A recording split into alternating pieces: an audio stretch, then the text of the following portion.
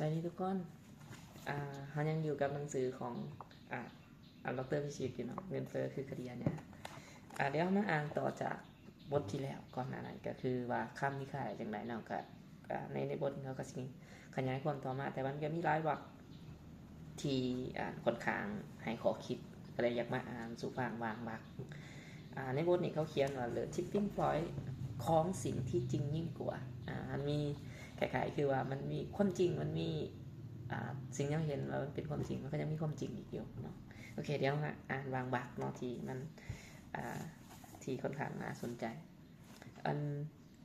โอเคเดี๋ยวเรามาวรรคต่อวรรคถ่ายๆเลยเนาะจนกระทั่งวันหนึ่งพี่ชิดได้อ่านหนังสือเล่มหนึ่งซึ่งมันเปลี่ยนชีวิตพี่ชิดตลอดกาลเลยหนังสือเล่มนั้นก็คือ The Tipping Point ของมัสคอร์แกเวอร์หนังสือเล่มนี้นั้นบอกว่ากฎแห่งอำนาจดูเหมือนจะทำงานได้อย่างดีแนบเนียนอยู่ในทุกอนูของสังคมและอารยธรรมแต่มันก็มีข้อยกเว้นเพราะถ้ามีอะไรก็ตามที่เป็นจริงยิ่งกว่าสามารถลบทิ้งกำจัดทิ้งและทำลายล้างทุกสิ่งทุกอย่างที่เคยสถาปนากันมาแต่ประเด็นสำคัญคือสิ่งนั้นต้องเป็นสิ่งที่เป็นจริงยิ่งกว่าตอนพิชิตอ่านก็ถามขึ้นมาในหัวเลยไอ้เหี้ยมันยังมีสิ่งที่เป็นจริงยิ่งกว่าอยู่อีกหรือวะคำตอบคือมีถ้าไม่เชื่อลองย้อนกลับไปเมื่อ400ปีกว่าปีที่แล้วตอนนั้นไฟฟ้าก็ไม่มีอินเทอร์เน็ตก็ไม่มีแล้ววันหนึ่งก็มีคนแก่ๆเดินมาบอกว่ามึงรู้หรือเปล่าว่าโลกมันไม่ได้แวนนะโลกมันไม่ได้เป็นศูนย์กลางจักรวาลนะมึงคนฟังก็สงสัยว่ามึงเอาอะไรมาพูดวะโลกแม่งแบนชัดๆตอนเช้าดวงอาทิตย์ยังหมุนรอบตัวเราอยู่เลยตอนกลางคืนดวงจันทร์ก็ยังหมุนรอบตัวเราอยู่ในทุกๆวันฉะนั้นโลกนี่แหละคือศูนย์กลางจักรวาลไอ้เหี้ย แต่ความจริงที่จริงยิ่งกว่าก็คือโลกมันเป็นแค่สิ่งหนึ่งในระบบสุริยะจักรวาลเท่านั้นเองแล้วทันทีที่ความจริงใหม่นี้ปรากฏขึ้นมาทุกความเชื่อและทุกอำนาจที่เคยสถาปนากันขึ้นมาก็ถูกทำลายมนุษย์ถูกปลดปล่อยศักยภาพเราก้าวสู่ยุคเรเนซองส์เรามีศิลปะวิทยาการวิทยาศาสตร์และมีศาสตร์ต่างๆมากมายเกือบทุกแขนงที่ถูกปลดปล่อยมาเพราะไอ้ความจริงใหม่นี่แหละที่มันเปลี่ยนแปลงทุกสิ่งทุกอย่างที่พวกเราใช้ชีวิตอยู่กันทุกสิ่งที่เราเคยคิดว่ามันจริงแล้วมันก็แค่สิ่งที่ is appear to be true ก็คือ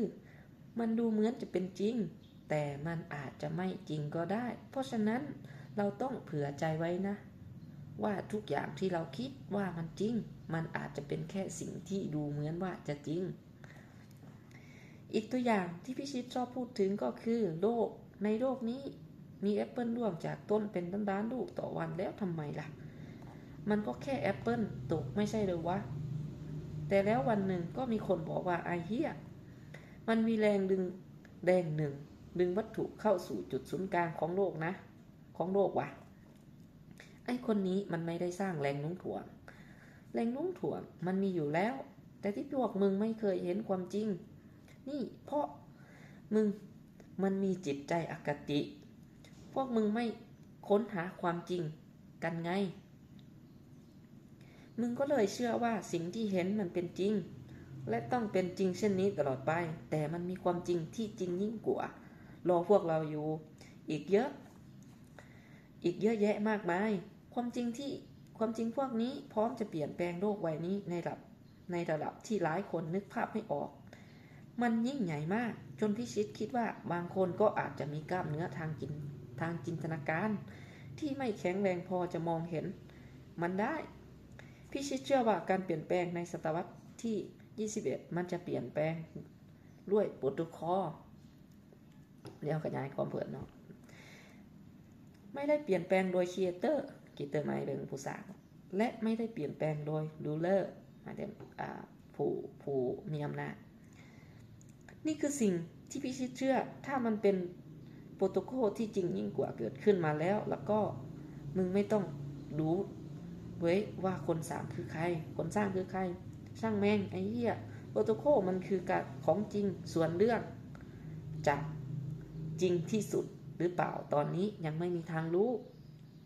เพราะพอไปถึงจุดหนึ่ง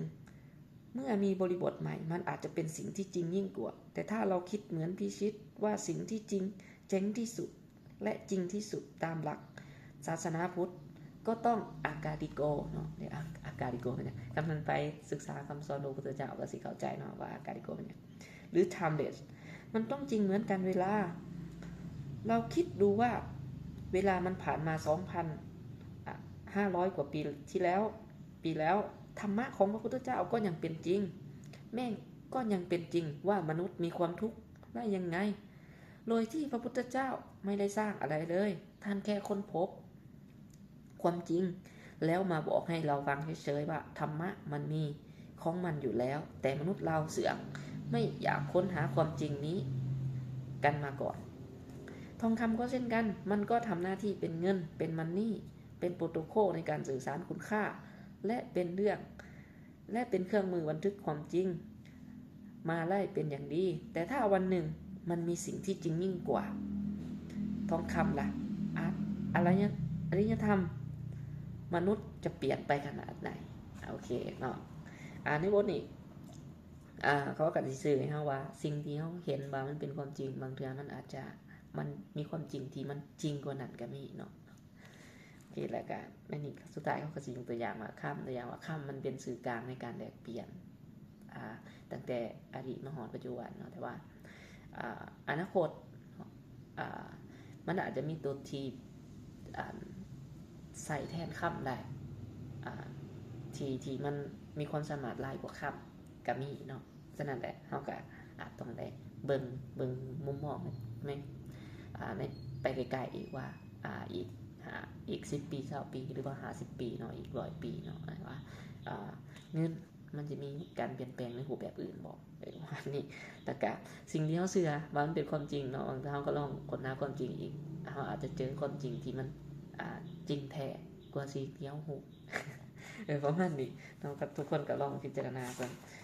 มีบางประโยคใดเนาะที่มันประมาณนี้เนาะอันนั้นประโยคที่อยากให้ทุกคนลองพิจารณาเบิ่งเนาะก็เริ่มจากศึกษาประวัติศาสตร์เนาะทุกอย่างที่มันเกิดขึ้นมาล้วนแล้วประวัติศาสตร์มันเคยสอนเฮามาก่อนแหละเพียงแต่เฮาบ่ได้ไปค้นหาความจริงว่านี่ส่วนอากาลิโกความจริงมันมีอยู่แล้วเนาะที่ว่าความจริงมันคือความจริงมันจริงยิ่งกว่าก็หมายความว่าตัวอย่างว่าทุกอย่างถ้ามันเป็นความจริงเนาะอากาลิโกหมายถึงว่ามันสิเกิดมันสิผ่านไปเท่าไรความจริงนั่นก็ยังคือเก่านี่แต่ว่าอากาลิโกก็หมายถึงว่าคือคำสอนของพระพุทธเจ้าเนาะเพิ่นก็พยายามบอกเฮาอยู่เสมอว่าสิ่งที่เพิ่นค้นพบเพิ่นสอนเพิ่นอีหยังคั่นเนาะมันมีของมันอยู่ในแล้วตามธรรมชาติเพียงแต่เพิ่นค้นพบซื่อๆขึ้นมาประมาณนี้ก็นำพาไปสู่ว่ากฎเกณฑ์ต่างๆอริยสัจ4ยังมีองค์8การยังต่างๆอันนั้นเป็นเรื่อง